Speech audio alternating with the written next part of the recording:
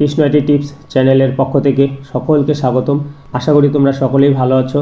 তো আমি আজকে শেখাবো আমরা মোবাইল দিয়ে ছবি তুলে সেই ছবি তোলার ডকুমেন্টটি যদি প্রিন্ট করতে চাই তাহলে কিন্তু এই ডকুমেন্টটি আমাদের অনেকটা এরকমই হয়, অর্থাৎ ব্যাকগ্রাউন্ডটি কিন্তু এরকম কালো রঙের থাকে। এবার এটিকে যদি আমরা ডাইরেক্ট প্রিন্ট করি তাহলে কিন্তু পেজটি একদম কালো হবে, অর্থাৎ লেখাগুলো ভালো বোঝা যাবে না।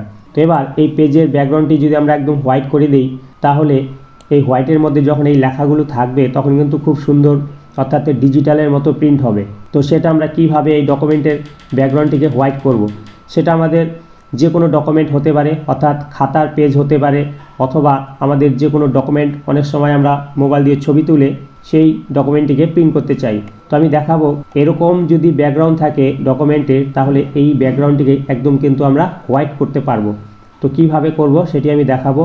তো আমার চ্যানেলে যারা নতুন, চ্যানেলটিকে এখনও সাবস্ক্রাইব করোনি তাদের কাছে রিকোয়েস্ট চ্যানেলটিকে সাবস্ক্রাইব করে পাশে থাকা বেল আইকনটি প্রেস করবে। আর এরকমই কম্পিউটার রিলেটেড যাবতীয় ভিডিও তোমরা এই চ্যানেলে পেয়ে যাবে।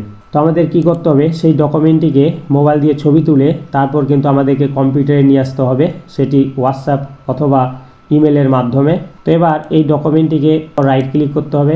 রাইট ক্লিক করে এখানে ওপেন উইথ এখানে ক্লিক করতে হবে। ক্লিক করলে এই মাইক্রোসফট অফিসেরই ফটো ম্যানেজার বলে অপশানটি থাকবে, অর্থাৎ এখানে আমাদেরকে ক্লিক করতে হবে। ক্লিক করলে ওপেন হবে।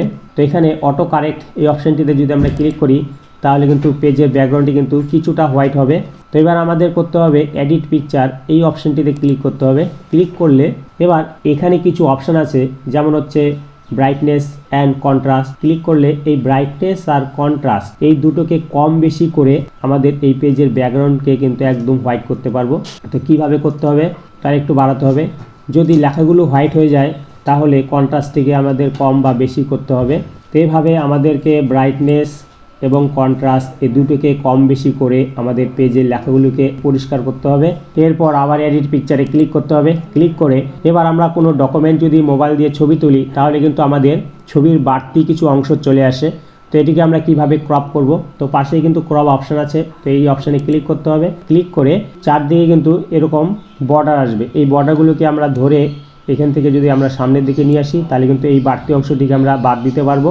এবার আমরা ওকে অপশানে ক্লিক করে দিলেই কিন্তু এই অংশটি কিন্তু বাদ হয়ে যাবে। তো এবার অনেক সময় এই ছবিটি আমরা মোবাইল দিয়ে যখন তুলব অনেক সময় কিন্তু বাঁকা হয়, সেই বাঁকাটিকে কিভাবে আমরা সোজা করব, তো এডিট পিকচারে ক্লিক করে এখানে রটেট বলে একটি অপশান আছে, তো এখানে যদি আমরা ক্লিক করি তো এখানে হচ্ছে ডিগ্রি। তো ওপরে আমরা যদি এই পয়েন্টটিতে ক্লিক করি তাহলে কিন্তু এই পেজটি কিন্তু এরকম ঘুরবে, অর্থাৎ যদি বাঁকা থাকে তাহলে কিন্তু আমরা এইভাবে এটিকে সোজা করতে পারবো। তো সোজা করে এবার আমরা ফাইল মেনুতে ক্লিক করে সেভ অ্যাসে ক্লিক করব।